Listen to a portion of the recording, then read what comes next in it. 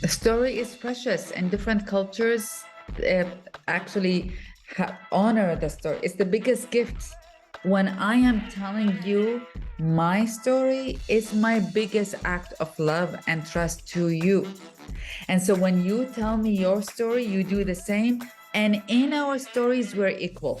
Welcome to the One Girl Revolution podcast. It's your girl, Kate, here. This is the place to find inspiring stories of world-changing women and girls every single week. We have a new unique story coming your way every single week, so make sure that you subscribe to the One Girl Revolution podcast on Apple Podcasts, Spotify, YouTube, iHeartRadio, and everywhere you listen to podcasts. One Girl Revolution is a nonprofit multimedia organization that is dedicated to elevating the voices and stories of world-changing women and girls. You can find all of our podcast episodes, watch our Emmy-nominated documentary series, donate to our nonprofit organization to help us continue our critical work to elevate women's voices and their stories, and so much more on our website at onegirlrevolution.com. That's the number onegirlrevolution.com. On this week's episode of the One Girl Revolution podcast, we welcome Zainab Salbi, founder of Women for Women International and co-founder of Daughters for Earth. Zainab is a humanitarian, an author, a journalist, and a world changer. Zainab started Women for Women International when she was just 23 years old as an organization to help women survivors of conflict around the world. She built the group from helping 30 women to reaching nearly 500,000 women and raising $146 million in aid and microloans to help them and their families rebuild their lives. For Women International gives female survivors of war the resources, support, and skills needed to transform their lives and the lives of their families. What Women for Women International has accomplished to uplift women and their families and support them is absolutely incredible. You'll hear more about their great work and their history in this episode. Zainab talks about her journey with Women for Women International, but also shares how she decided to leave her post at Women for Women International to co-found Daughters for Earth. Daughters for Earth is a movement that is celebrating and amplifying the efforts of women and girls around the globe who are at the forefront of safeguarding Mother Earth. They provide funding for their work, increase awareness about the vital role that they play in climate solutions, and mobilize other women and girls to take proactive steps to protect our planet. Zainab shares her inspiring life story, her wisdom, and her fire in this episode. You will be so inspired by her and empowered to be the change that you want to see in the world. We can all do something. Here's my conversation with Zainab. Zainab, welcome to the One Girl Revolution podcast. Great to be here. Thank you so much for having me. I am so excited to have you on. I feel like this has been a long time coming. I've read about your story and seen so many of your videos. You are a woman of many talents. You do so many things. So I'm going to quickly try to touch on so many things throughout this podcast, but you are just amazing. And I'm so grateful to have you on the podcast to share a little bit about your work and your story. But before we get into the great work that you're doing, I would love to rewind and hear a little bit about who you are, where you're from, and just a little bit about your own story, your own life journey. Well, I am from Baghdad, Iraq. I was born and raised there and lived in there for 20 years of my life. There are a few things that really impacted who I am as a woman, maybe who I was, or what led me to become who I am right now. And that is war in my country. I grew up with a war, the Iran-Iraq war. And that taught me at a very young age that the world sees wars from mainly male perspective, because it's about the front lines, about fighting, it's about weapons. And the world never actually sees wars from a female perspective, which is about keeping life going in the midst of fighting, keeping the schools open, keeping the food up there, keeping the hope open, and nor do they understand defining peace from a woman's perspective. So that awareness was at a very young age. The second awareness is I grew up with a very strong mother. in a good way, who was the first feminist in my life, who taught me how to be independent woman, the necessity of needing to be financially independent, never to let anybody speak with me or talk to me in a wrong way. And she really taught me all about social injustices, both in women's lives and other marginalized groups in all over the world. And for that, I am grateful for her, because she helped that teaching became tattooed in my DNA, basically, in the importance of that. And the last but not least, that really shaped who I am is I grew up in fear, to be honest. I grew up in Iraq, Saddam Hussein's Iraq, and there was a lot of fear in that time, and fear of everything, of even the walls. They spy on us. And so that impacted me, because I grew up understanding fear, understanding corruption of power, and made me appreciate the opposite of that, made me appreciate freedom of speech so much more than I think those who are born with that privilege appreciate it. For me, it's like, freedom of speech is like delicious dark chocolates. Every time I experience it, I feel like excited about it, because I grew up with not having it, and grew up really honoring and valuing that this is a gift, and that if I am to live with that gift, because I lived without it, I am to take advantage of it, and it is my human responsibility to speak up about injustices. For if I do not do that, if I avoid doing or hearing or saying anything about injustices, then I legitimize these injustices. And then I allow for the corruption of my values. Because what's the point of saying I stand for this and that if we do not enact on our values?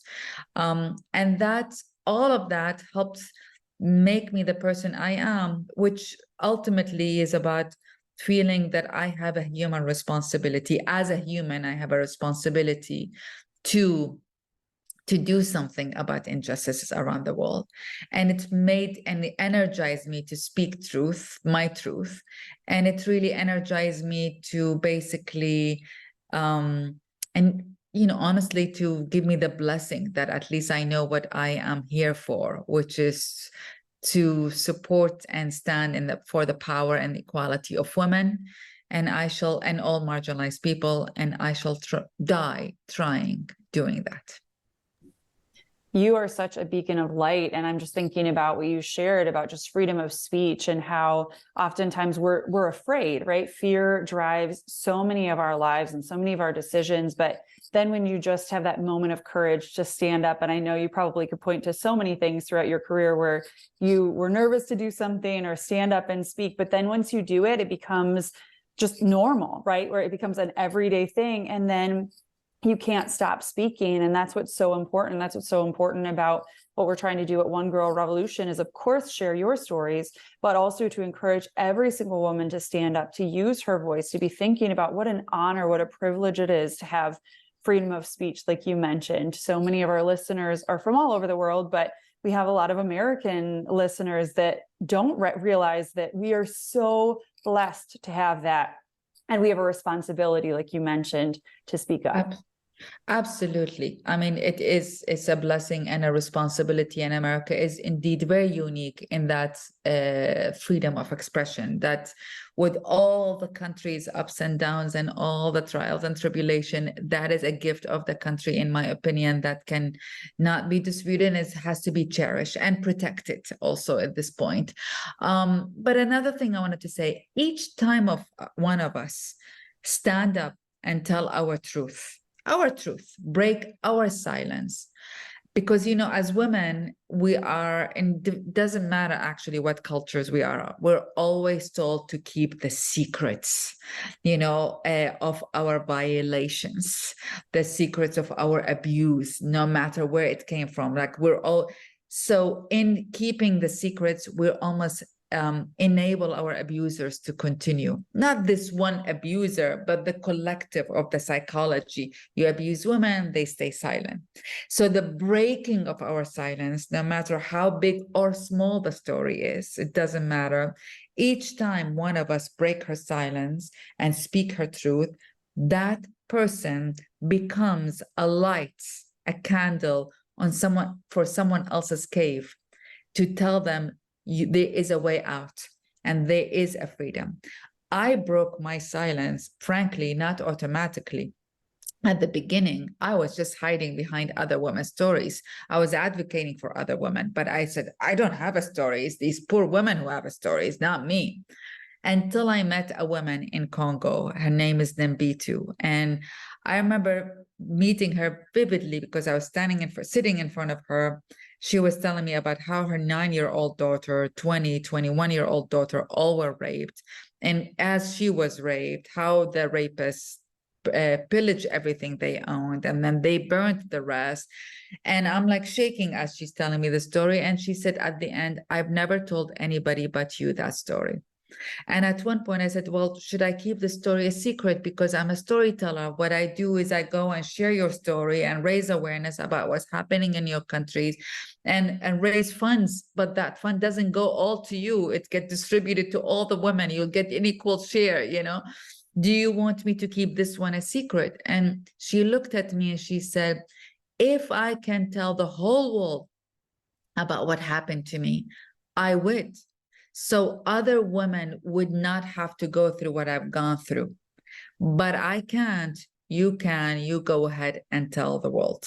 Now, that was one of the most humbling moments in my life, because here is this woman who is illiterate, homeless, from Congo, having more courage and more consciousness that if she breaks her silence and tell the world, she may spare other women from going through the abuse that she's gone through. But she's saying, I can only speak to you. You use your microphone to tell it to other people. And in that moment, I said, shame on me if I don't tell my story, because each one of us think our stories are small compared to other person's story. Every one of us. Shame on me if I keep my story a secret and only ask her to tell her story. Each one of us speaking up, breaking our story, we become like a ripple effect, like a butterfly effect, you know, that you impact everyone else. So the story, we need to do it for ourselves. I ultimately, when I did it, at first I thought I'm doing it to be in alignment with my values. Second, I thought I cannot work on this issue if I don't do what I'm asking others to do. But ultimately, and here's the big news, when I broke my story and told it, I cried throughout the whole process. I did it in a memoir. I cried the 1.5 years writing it and the 1.5 years promoting it, right? What happened to me is my own freedom. I used to have anxiety all the time. I used to feel like there was a dark stone in my chest. And when I broke the story, it wasn't. Ultimately, I was the biggest beneficiary of it because I broke the taboo and I took control of my life. And that anxiety, that dark stone that was in my chest became a clear crystal and gave me my own freedom. So now I'm addicted to telling the truth. And I ask the truth of others for me, because it's about freedom. It sets us free from our worries and fear and shame and sorrow. It's the truth sets us free. We did a documentary here at One Girl Revolution. I'm going to send it to you. It's only 10 minutes. It's on YouTube. It's called The Girl Inside. And it featured this professor in Chicago that taught a storytelling class to women incarcerated at Cook County Jail. And her whole idea was, how can you move beyond something that's happened to you or something that you've been through or experienced if you don't know how to talk about it? And that like changed my life, thinking about like, okay, if you can't talk about something that you've been through or something that you've experienced, and even like you said, you're challenging me in this podcast interview too, because I'm thinking about, so often I want to tell other people's stories and I'm a storyteller like you, but we have a responsibility to not only tell other people's stories, right? We have a responsibility to speak up, to share our stories.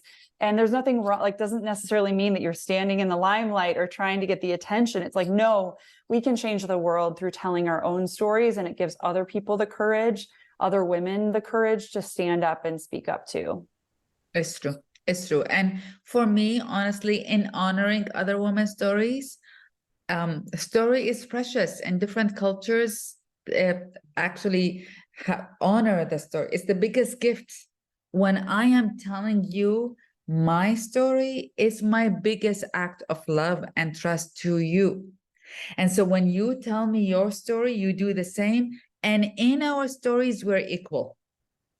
In our stories, we're equal. So it, for me, as a woman of color and from Iraq, an immigrant, honestly, it hurts my feeling and irritates me when women tell me, oh, I don't have a big story as you are.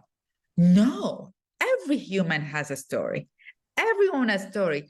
How the story impacts you is the same in your hearts. All our hearts are the same. So my story may be with this big figure, your story may be with this small figure, but the impact on our hearts is the same.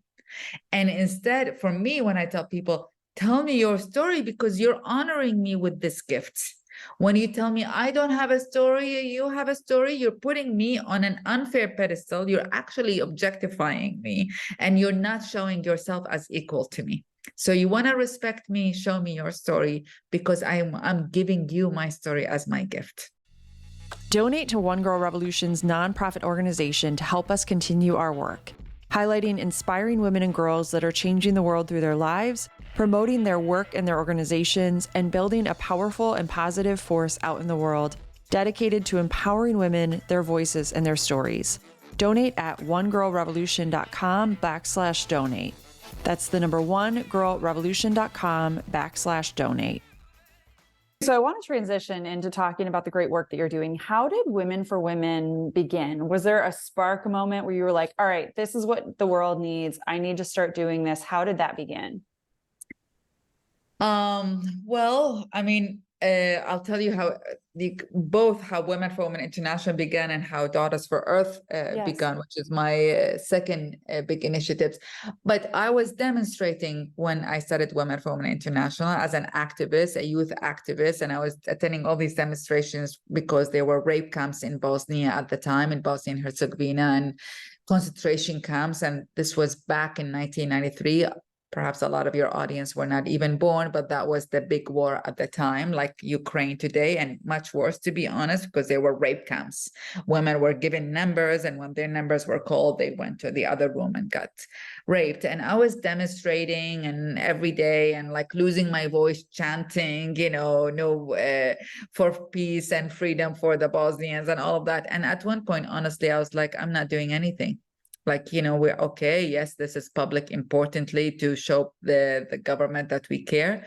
But there are women out there that they have nothing. And the help needs to be practical. I can't like go home and feel good about myself for demonstrating. So and I still believe in whatever we do needs to be practical resolution. I'm very practical myself, right? It needs to be, you need to impact people's life in real ways. So I asked to volunteer in different women's groups, and no one at the time was doing anything. People were like, come after 6 months, check what we can do. And I was like, no, they're rape camps right now. They're women are, we need to help them today, not 6 months from now. I didn't have any money. I was 23 years old kid at that time. And I was like, okay, well, I don't have money, but I can spare, small amount of money every month. So I came up with the whole idea is, how about if I take on one woman at a time, send her at that time it was $20. Right now it's $30 after 30 years. Very, very small increase, actually, $30 a month, and exchange letters and pictures with her for 1 year. One woman, 1 year, only $30 a month, and exchanging letters and pictures with her. And with that, at least I can help her stand on her feet. I help her do a few things. One, tell her you're not alone. I'm here with you. You do not know who I am, but I'll share with you. But the world has not forgotten about you. There's someone stranger who cares about you. B is to give her cash, to give her the freedom and the dignity to go to the store and buy whatever the hell she wants to buy. When we think about humanitarian aid and poor people, we give them food, we give them secondhand clothes. In my understanding and my learning from them, people want to have the dignity to buy what the food they like, the jeans they like, there's no judgment of what they want, because it's they're making decisions like stories. I remember one woman said she used the money to buy a pair of jeans for her teenage son, and I'm like, what? Who cares about a pair of jeans? You are living on cardboard. And she says, no, that is the most important thing I have done, because he's a teenager and he wanted that pair of jeans, and I was so worried that if I fail him in that, he may steal it. And yes, I am sleeping on cardboard, but that was my act, my decision to be a good mother in that day. So I had to learn to respect also, and not to apply my own judgments on what food, what clothes they should get. So give them that freedom. And in the meantime, Women for Women International developed a program that gives them access to education, to learn, to teach women about their rights in economy, society, politics, culture, whatever, and vocational and business skills, to give women very tangible skills that they can earn money with. So 1 year, I'm supporting her, money, letter, we're exchanging letters as equals to each other. She's learning about women's rights, she's learning vocational and business skills, and in 1 year she graduates, and our objective becomes how to help her get a job so she can earn a living. And that was, but it all started with going to many demonstrations and returning home and feeling I'm not impacting any, and I really need to help. And it's started by helping one woman. And we recently celebrated the 30th anniversary of Women for Women International.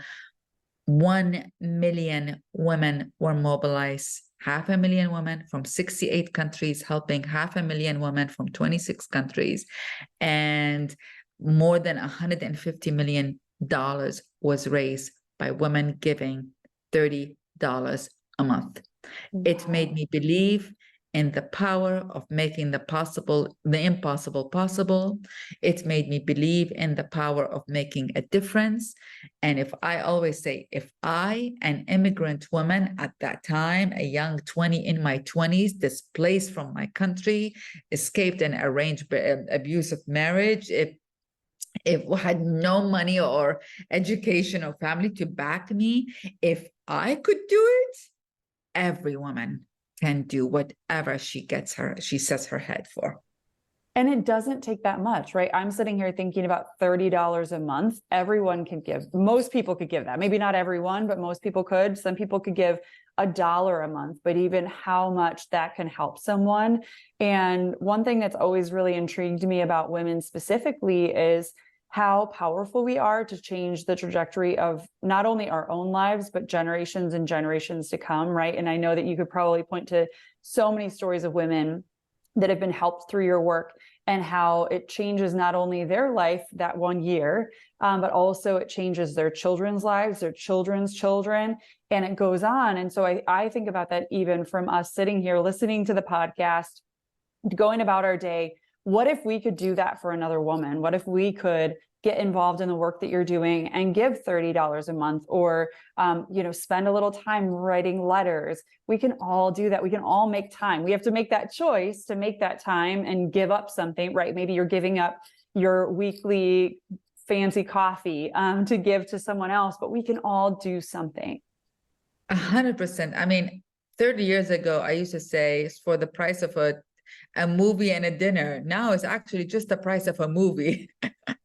Now, I was like, oh my God, I went to the theater the other day. I was like, this is so expensive. Each ticket is ridiculously expensive. So honestly, it's just the price of one ticket for one movie. Right. Everything's so expensive. It puts it in perspective, doesn't it? But it's like, all right, I could not go out to eat or not go to the movie and just make a little sacrifice, and how that can change someone else's life, not even change their day, not even change, some little thing. It's such a huge thing with not that much of a sacrifice on our part. It's true. It is true. And I still want you to enjoy life. I mean, I believe all of us, the cause that we work on does not require us to self-sacrifice. There is a way where we can still be happy, healthy individuals and help others. It's like I feel we are like trees, in trees, the roots talk to each other and they support each other, and the healthy trees support the weak trees, because the whole trees being healthy is important for the ecosystem in here. And I think humans are the same. Healthy humans must support weaker humans in that circumstances, because in my life I have been well off, and I've been very, very poor, and I have been in power, and I've like been displaced, and it's been up and down. You never know when it's going to happen, and hopefully it doesn't happen. But when we are in a good moment in our lives, it doesn't matter how you define that good moment, it is so important for me to share some of that goodness with other human, even if it's one person, because you never know when it's going to be your turn to be in a challenging moment. And it's just like it's an ecosystem that we create for each other. And the most important thing that really excites me is I am a believer, honestly, in the power of women uniting and getting together to get the job done. Again, 1 million women rising up for each other and with each other. I believe in the power of the sisterhood, all of us rising for each other and with each other. It's absolutely incredible, the network that you've created. And I agree with you. It's like when we stand together, it gives other women courage, it empowers other women. And there's so much work to be done, but you're doing it. I want to talk about Daughters for Earth. How did that come about? And tell me about the work that Daughters for Earth does. So after 20 years of running Women for Women International as CEO and then board member, I decided to resign. I do believe in, I always say, I am as proud of founding the organization as I am of leaving the organization, because not every founder leaves. And at one point, I believe I have to demonstrate my values in my actions. I can't criticize the dictator I grew up with, Saddam Hussein, for staying and holding on to power if I do not exercise in my small way the letting go of power. Like, I believe in that, in the letting go. So for me, that was my exercise of demonstrating and believing in rotating leaderships and future leadership. So I left the organization, and I'm so happy with the new leader of the organization, Laurie Adams, who is a great friend and a dear sister.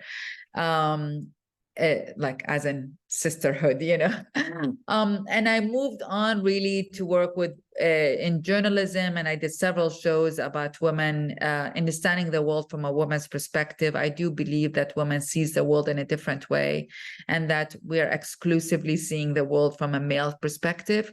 And that is not to mean this is right or wrong. It's just not complete. The picture is not complete when only one half of the population sees it and defines it for what it's mean, and the other half of the population and all the other marginalized genders and groups there are not having any views of how they see the world. So I did a lot of shows understanding the world from a woman's perspective. And then I got really sick. And there was a moment in which really I thought I was taking my last breath, and I was very, very sick for 1.5 years, not knowing if I'm going to stay alive or if I'm going to die. And in that period, I couldn't live in the city. I'm a city person. I was born and raised in a city. I lived all my life in a city. And when you're a city person, at least when I was a city person, I would like pass by the trees or the birds. I was like, yeah, hi, thanks. Not paying attention. Passing by them, not paying attention. But when I was really, really sick, I had to move out of the city because of the noise, and I could only live in nature. And in nature, I had to, and I was so frail that I had to teach myself how to walk again and think again and write again and express myself again. I was very, very, very frail. And in that time, I felt that nature saved me. It saved me, really. I felt like every tree was telling me, you can go, you can do it, girl, you can do it. I felt every, wave of ocean was giving me electric shock to my heart so I can breathe again. I'm tearing up just thinking about it. I felt slowing down in my life being forced to slow down in my life forced me or helped me to hear nature and hear nature's intelligence and be in awe of the beauty of nature. I mean, even the dead trees are beautiful. Even the dead, broken trees are beautiful in nature. Everything in nature is so beautiful. And I felt I had taken it for granted all my life. As a matter of fact, I feel like if nature was a friend, she would have broken up with us, me included, long time ago for being the worst friend ever. I had taken her for granted. We did not respect her. We were selfish, narcissistic humans, me included. We are, that taking nature for granted. So I came out of that saying, I do not understand this climate change. I understand the basic top line of it. But I feel I owe it to Mother Nature to do everything in my capacity to thank her for saving my life. It became personal. It's like, if you helped me in a crisis and I send you a thank you gift, right? Or a note, a thank you note to say thank you. This is my thank you to nature, to say, okay, what can we do? There is a climate issue here. I had to understand it better. I was like, okay, what can I do in my simple, humble, non-scientific way to actually contribute to this climate crisis, right? So I researched, and this is when I was really blessed to meet One Earth, which is an organization that had mapped human-led solutions with scientifically mapped, basically, what we need to do to combat this climate crisis. And they say 3 basic facts. I mean, there's a lot of knowledge out there. I'm simplifying it. One is we need to protect 50% of Earth. Leave 50% of Earth alone. Now, that doesn't mean 50% of every country. The scientists have actually mapped these lands and water, interconnecting them to each other in a way that is feasible for us to do right now. Second is we need to shift to regenerative agriculture, meaning the soil of the land, of how we farm it, needs to be healthy for the land, for Earth. And then the third is we shift to regenerative agriculture. Now, these solutions made sense to me as a human, because when we are sick, what do the doctors tell us? No matter what sickness you have, go and rest and eat healthy food. And don't exert too much effort, no matter what you have, a cold or cancer, right? Like that's what the doctor's prescription usually, is. Apparently Earth is the same. She needs to rest, she needs to eat healthy, and she needs not to exert that much effort. Basically, it's like, okay, that makes sense. I discovered that women are very active in protecting and preserving the Earth, taking leaderships in doing that. But no one is talking about the role of women, and they're getting 2 cents out of every dollar that is going to environmental issues. We're spending all our time in the media talking about what men see these solutions, technology, all of that. Now, I'm not against technology. Yes, we need renewable energy and we need all of these things, but there are other human-led solutions for nature-based solutions, and women are taking major leadership, and we can do it today. We don't have to wait for someone to invent a new technology to do. So that's when my feminism met my earthism, my warrior met my gardener, and I knew the 2 skills, my passion and my skills, I was able to merge them. I understand how to mobilize women. I understand the women's movement. I'm a feminist. And now I'm passionate about the protection of Mother Earth. And with that came the birth of Daughters for Earth with my co-founder, Jody Allen. And that is to basically find and fund women-led climate actions all over the world, to celebrate these women leaders, and to tell the world, and to give tools and resources, to mobilize every woman to be part of the solution. So within 1.5 years of our launch, we have already funded 103 women-led climate actions. We are about to launch the Hummingbird Effect, which is a series of graphic novels that celebrate women leaders who are leading with climate actions, and shares science behind their actions and tips for everyone to do in their personal life. And that is just the beginning. But today, I hope everyone would join the Hummingbird Effect. You will get a free graphic novel every week by email that tells you of a story of a woman in different parts of the world. It's so exciting, Kate. Honestly, when I meet these women, and I have the privilege to meet these women, honestly, I say to myself, women do not need to be empowered. These women are in their power. What they need is for their power to be celebrated, to be funded, to be supported, to be endorsed. We do not need to empower them. We just need to reinforce their power. And that is what Daughters for Earth is about. It's incredible. And you tapped onto something there just about how women don't need to, sometimes they do. They don't oftentimes need to be empowered, but they actually just need to be seen. And so many of the women that I've interviewed on this podcast, they've never told their story before. They just put their head down and just keep powering through. They have an idea, or they started a nonprofit or some sort of initiative, and nobody knows about it, but they're serving people, they're helping people. That's exactly the people that you're working with through Daughters for Earth.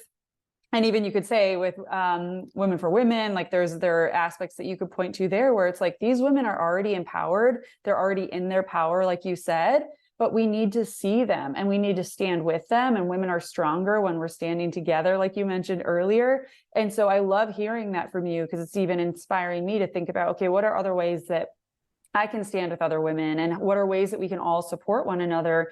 And even if we already are empowered, what can we do to help others? It's so true, but it's so true. And because we're putting the value of what is power or not power by mostly, I think, how much money you have. But like when I worked with women survivors of wars through Women for Women International, she may not have any money, but for that woman that I just told you, for her 9-year-old daughter, 20, 21, all be raped. Few years later, the 9-year-old was studying to be a teacher, to teach, and this is rising. The woman is having a business, a thriving business. The two young women, the two other daughters, having married children, one had a sheep business, one had a farming business. That is power. They may have witnessed hell and seen hell. They may have seen the abyss of this humanity, but they rose up in their power of resilience and love and courage and hope. What we need is to support that. I mean, I'm in awe of these women's power. That is in wars. Like, the resilience is power. Keeping hope alive is power. Keeping love alive is power. Are you kidding? Can you imagine what people have gone through, and they did not get numb and just hide? No, they rose and they stood up. And when I last met her, she was dancing fiercely. That is power. So who are we not to celebrate their power or feel sorry for them? Same with women about climate change. I'm learning about climate. There are women who are protecting, millions of acres in the Amazons, indigenous women rising up in their power, protecting millions of acres. And there are women who are protecting endangered animals. I didn't even know about them. These women, they are protecting rivers, protecting lands, rewilding their farms. They're doing these, all of them getting attacked, a lot of them, not all, by criticized, not funded. It's our job. It's our job to support the power of women and to change the narrative. This is not about feeling sorry for each other. This is about standing up with each other and sharing whatever resources and microphones we have, as you are today, with each other. Watch One Girl Revolution's Emmy-nominated short documentary, The Girl Inside, on our YouTube channel or at onegirlrevolution.com. The Girl Inside features a poignant look at the stories of incarcerated women within Cook County Jail and a life-changing academic course taught by Dr. Laura Biaggi called Storytelling as a Healing Art. This short documentary reunites Dr. Biaggi with 5 of her former students for a special one-day course on the transformative power of our stories and our voices. And what is revealed is the girl inside. Watch the Emmy-nominated short documentary The Girl Inside today on YouTube or at onegirlrevolution.com.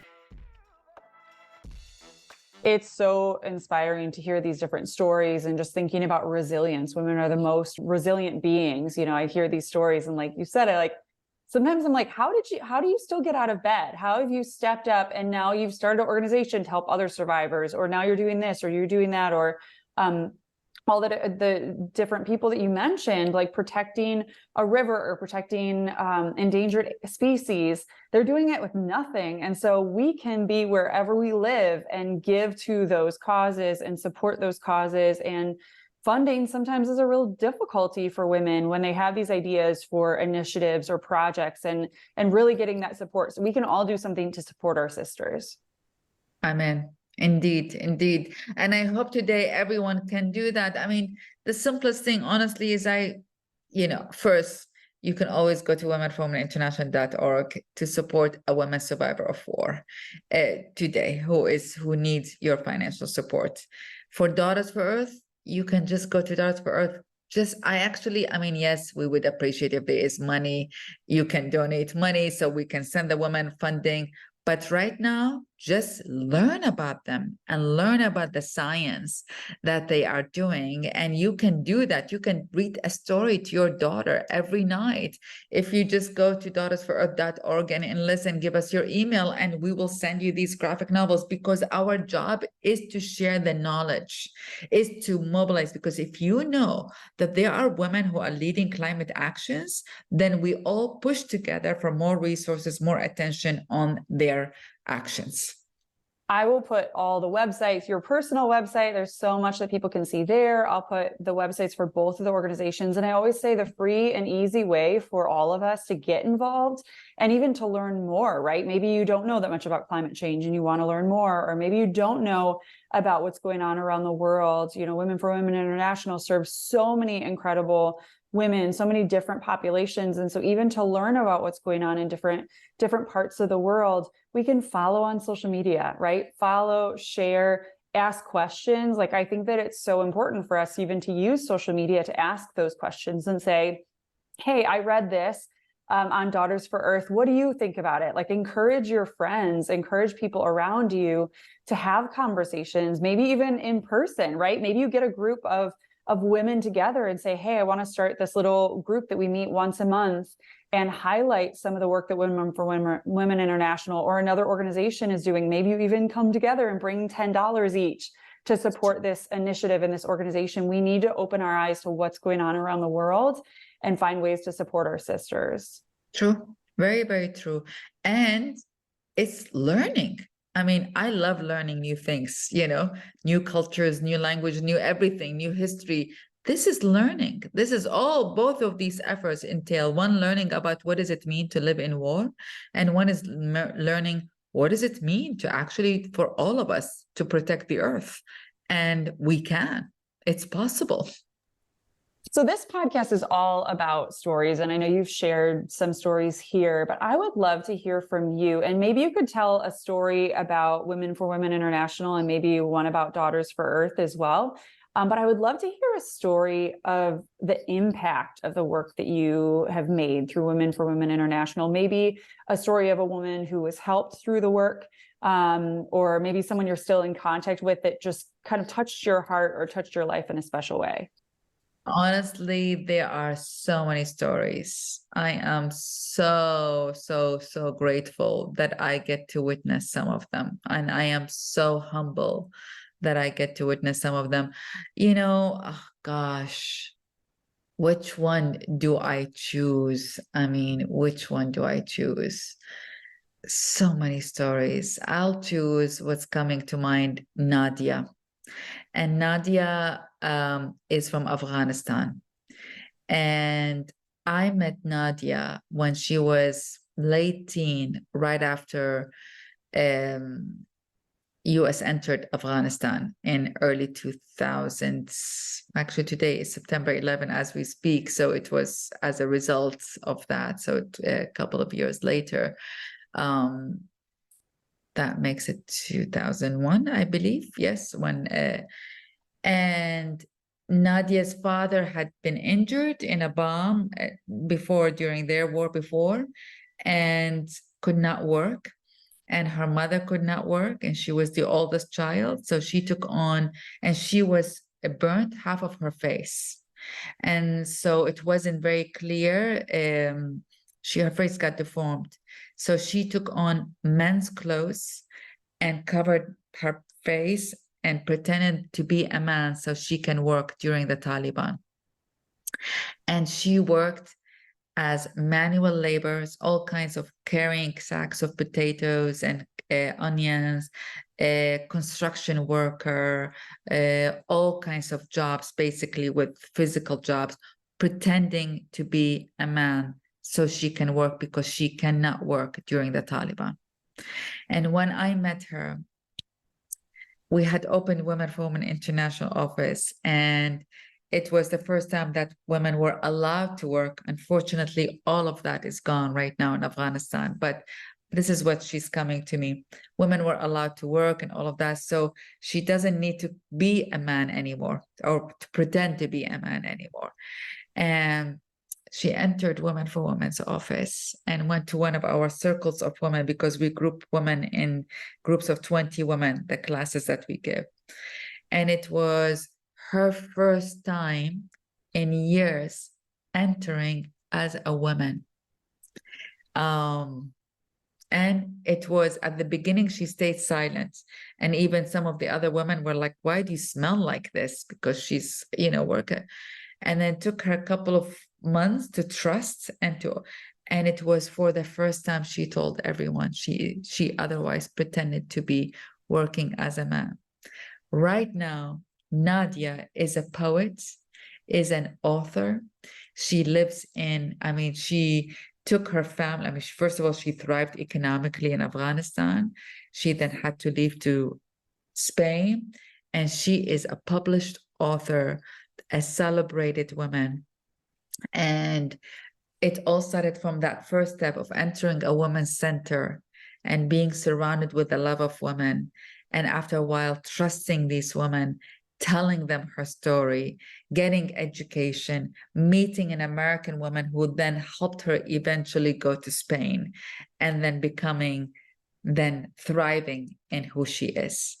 So that, Afghanistan is very sad story, because we worked with so many women, and we witnessed amazing women and their courage for surviving during the Taliban. And it breaks my heart that all that rights are taken away from them again. They cannot work, they cannot study, they cannot even go to a hairdresser. They are imprisoned in their homes at the moment, and the world has forgotten about them.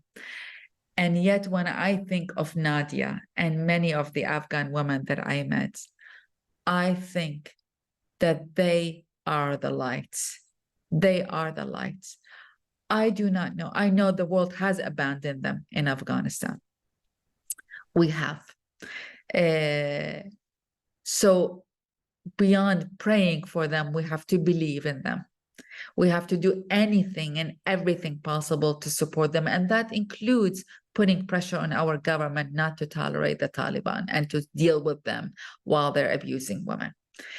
And the only thing that gives me hope is this utter belief that it is the women who are the light.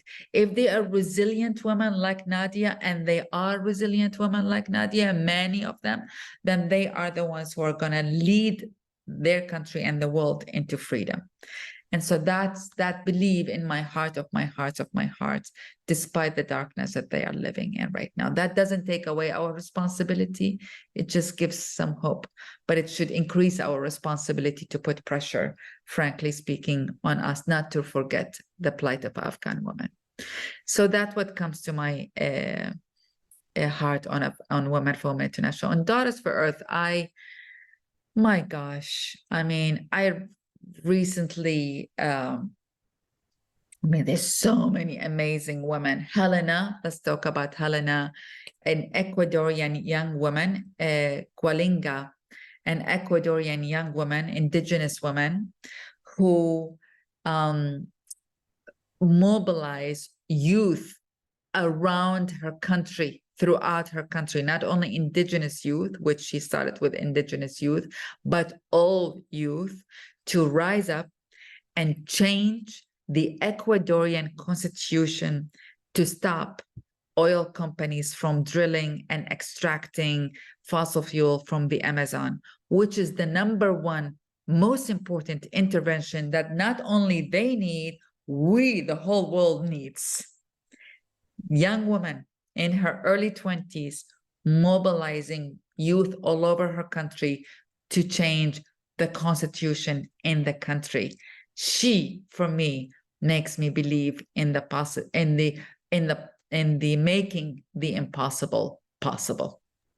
Young people are doing such amazing things. I'm so glad that you brought her story up, because young people are just have these visions for things.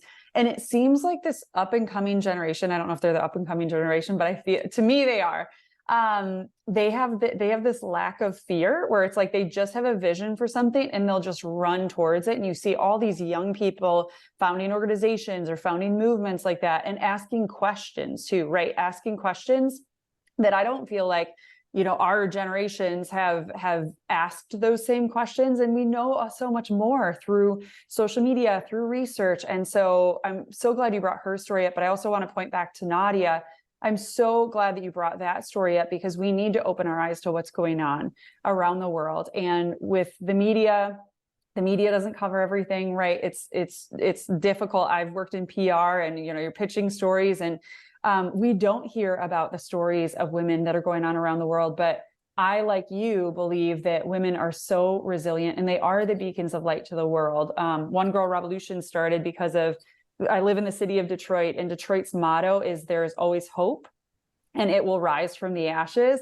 And I think about women. And so I think about Nadia, that even in the depths of what they're going through, what women are going through over there and around the world, I mean, so many different cultures and places we could point to, but women are always this beacon of light. They're always this beacon of hope. And I believe in them. And so we need to speak up for our sisters, and even use our social media. If you see a story or you see something that's going on, follow Women for Women International, follow Daughters for Earth, and share the things that are going on, that you're seeing. We have so much power to raise awareness. It's so true. It's so true. This is the era of the people. And I believe we need to turn the 21st century into the feminine century. For what is at stake is our humanity. And I mean, the feminine century is that we need to lead with new value systems, values that are authentic to who we are, not only replicate the masculine value systems, but what is feminine values, and give feminine values the respect and the fierceness it deserves, and lead and demonstrate that leadership for it. What's at stake is not only equality and justice for women and all other genders. What's at stake is humanity's existence. And we have to rise up with our with our voices, with our integrity, with our values, and in my opinion, with love. So I have a question that's kind of a personal question. If you could get to the very root of why you do what you do every single day, why you do what you do for women, why you care about women, if you could get to the very root of why you do what you do every single day, what would you say that root is? I mean, I am at the end of the day doing every day today is because I'm following my calling. I am not doing it for anything else. And following my calling, meaning I am enjoying this. I feel alive by simply doing my calling. It's like an artist who paints. She is following her calling. I am following my calling as being an activist. right? And all these other things are side effects for me. They actually don't do anything to me. You get awards, you get interviews, you get books, you get mentioned. Thank you. Grateful, of course, but I'm doing it because I'm simply following my heart. You know, and thankfully my heart happened to be wanting to be in service. How grateful I am, how blessed I am. It's as simple as that. Well, I hope that everyone who's listening takes that and looks inside themselves and say, what is my calling? What am I meant to do? And I'm a firm believer that you don't have to die to have many lives. Even all the different things that you've accomplished and all the different things that you're doing, and going from Women for Women International and now Daughters for Earth. Life is full of many chapters, right? And so sometimes one chapter closes, or we choose to close a chapter, but you never know what's ahead. And so I just encourage everybody who's listening, you're such an inspiration. And I know that people will be so inspired by you and all the work that you're doing. Like I said before, I will post all the links to the website so people can easily get involved, all the social media links so people can follow you. They can follow Daughters for Earth, Women for Women International. But before I let you go, I always end this podcast on 2 questions. So I'd like to ask you, you are a one girl revolution. You are a woman who is changing the world every single day. You're such an inspiration. You've done so much. And I also recognize that behind every one girl revolution, there really is an army surrounding us, right? No woman is an island, and we need to stand with our sisters. And you are an example of that. So I'm sure there are so many people you could point to, but who is the one girl revolution in your life? Who is a woman or girl that inspires you? Honestly, so many young women inspire me these days. I'm going to choose Aisha Siddiqui, who is a climate activist, and she inspires me on so many levels. She leads with her heart, yet with her mind. She is clear. She is intelligent. She is loving. She is fierce. She is kind. She is very kind and compassionate. And honestly, she inspires me. So I'm going to choose her today, but there are so many other women. It's just, I happen to get to know Aisha of late, and I see her determination, but also her kindness, and to do both, and her compassion, to hold both, the fierceness with kindness, is a gift, a gift. Well, you are holding fierceness and kindness, and I'm so grateful to have had you on the podcast. I can't wait to continue to stay in touch with you and follow everything that you're doing. And any way that One Girl Revolution can continue to support your incredible work, we will do it. But before I let you go, I always end this podcast on one question. So I'd like to ask you, if you could leave women and girls around the world with one message, what would it be? Speak your truth, live your truth, be your truth.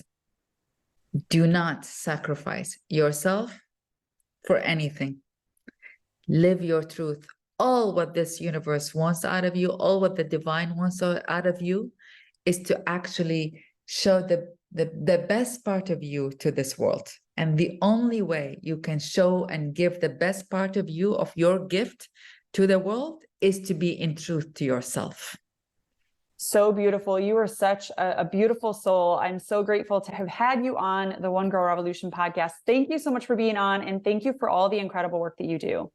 Thank you, Kate, so much. I love the One Girl Revolution podcast. I love the whole concept. I love the conversation, and I'm so looking forward to staying in touch. And together, we shall make a difference, and we will continue to do so. We will. Thank you so much. Please follow us on Facebook, Twitter, and Instagram at One Girl Revo. That's the number One Girl REVO. And you can find more information on One Girl Revolution at onegirlrevolution.com. That's the number onegirlrevolution.com.